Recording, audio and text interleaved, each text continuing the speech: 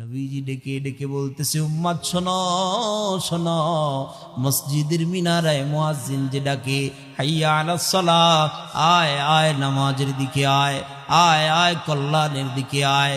নবীজি ডেকে ডেকে বলতেছে, আল্লাহর জাতের কসম উম্মত, তুমি মনে করো এটা বুঝি মুয়াজ্জিনের ডাক? না না না, এটা মূলত মুয়াজ্জিনের ডাক নয়, এটা মূলত সরাসরি তোমার রব আল্লাহর ডাক। আল্লাহ প্রতিদিন সকালবেলা ডাকে, বান্দায় আয় আয় আয় নামাজের দিকে আয়, আয় আমার কুদরতি কদমে সিজদায় লুটায়া পড়, বান্দায় আয় আয় কল্যাণের দিকে আয়। নামাজের দিকে আসলেই তোর জন্য কল্যাণ আমি আল্লাহ লিপিবদ্ধ করে লাগবো। মনে রেখো, যার নামাজ নাই ওর জিন্দেগিতে কল্যাণ নাই, যার নামাজ নাই ওর জিন্দেগিতে কল্যাণ নাই। যার নামাজ আছে কেবলমাত্র তারই কল্যাণ আছে। কেননা মনে রেখো, যার ভিতরে নামাজ নাই, যার জিন্দেগিতে নামাজ নাই, আল্লাহ কয় তার জিন্দেগিতে কল্যাণ নাই।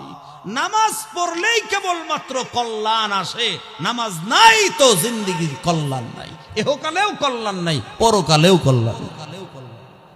দুনিয়ার জমিনের ভিতরে এমন কিছু মানুষ আছে যাদের ভিতরে এই দুই বদগুণ পাওয়া যাবে, এই দুই বদগুণ আছে।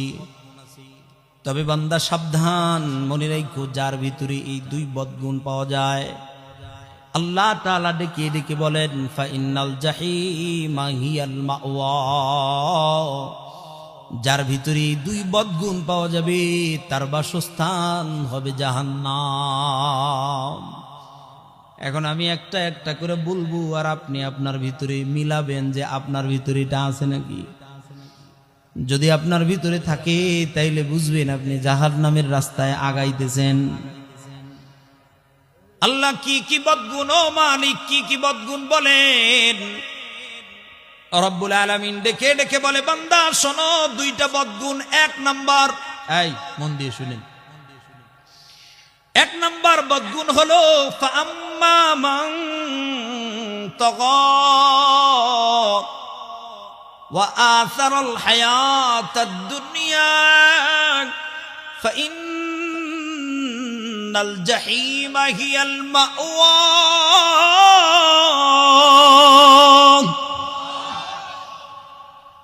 আল্লাহ তাআলা ডেকে ডেকে বলে, বান্দা এক নাম্বার বদগুণ হলো এই পৃথিবীর জমিনের ভিতরে এমন কিছু মানুষ পাওয়া যাবে, পৃথিবীর জমিনের ভিতরে এমন কিছু মানুষ আছে চলতে